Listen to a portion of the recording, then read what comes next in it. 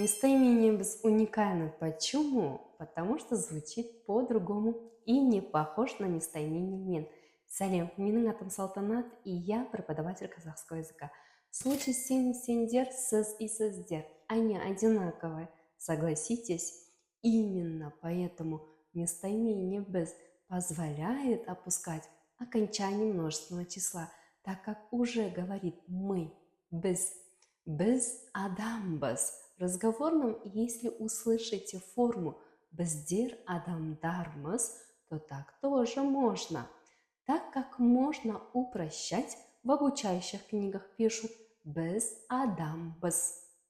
Если отдельно с прилагательным «біз жақсымыз», мы хорошие, или переводится еще так «у нас все хорошо».